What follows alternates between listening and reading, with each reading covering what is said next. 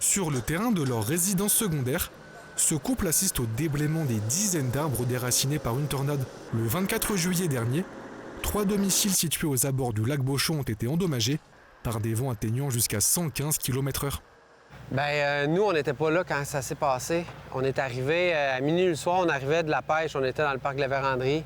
On est arrivé ici vers minuit le soir, puis c'est les pompiers qui nous ont accueillis. On a été vraiment dévastés de voir la situation parce qu'essentiellement ici, le terrain au complet, tous les arbres étaient penchés ou insécuritaires, là. Donc à ce moment-là, ce qu'on a décidé de faire, c'est d'aller dormir chez mes beaux-parents.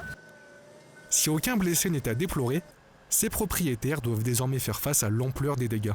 Personnellement, c'est sûr que ça a été un choc, là. On avait une belle place intime. On avait une belle forêt mature avec des arbres, des gros pins de plus de 60 ans. Fait que, c'était notre chez nous dans la forêt, là. C'est rendu un champ, là. Je pense que c'est les journées après, quand tu te rends compte que toute la forêt a été dévastée, que ton bien à toi aurait pu tomber complètement, puis que nous, on aurait pu être mis en danger, c'est là que tu réalises que c'est vraiment un désastre naturel. Au lendemain de la tornade, un vaste élan de solidarité s'est rapidement organisé pour venir en aide à ce couple. Je suis vraiment impressionnée de voir comment ici, les gens se sont soutenus puis se sont tenus par la main. On a même demandé de l'aide pour nos voisins juste à côté, puis les gens n'y hésitaient jamais. Il y a des gens qui sont venus nous porter de l'eau, les gens nous ont aidés comme ils pouvaient, tu sais. Fait que, finalement, en bout de ligne, nous, on trouve qu'on en ressort grandi parce que, tu sais, on sait qu'on a des extraordinaires voisins, mais qu'on a une communauté qui se tient.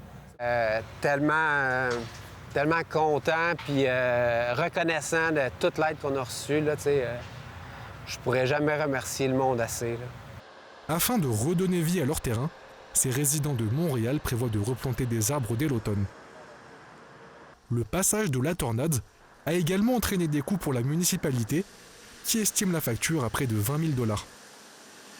Ce sont des arbres qui ont tombé, qui peuvent avoir effleuré un peu les toits, mais il n'y a pas eu de maisons gravement endommagées par la chute des arbres.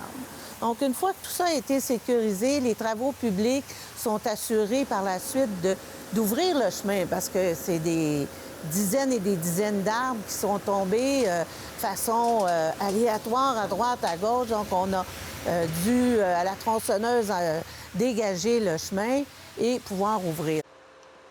La ville de Saint-Donat souhaite tirer des enseignements de cette tornade afin d'être mieux préparée à des futurs événements similaires.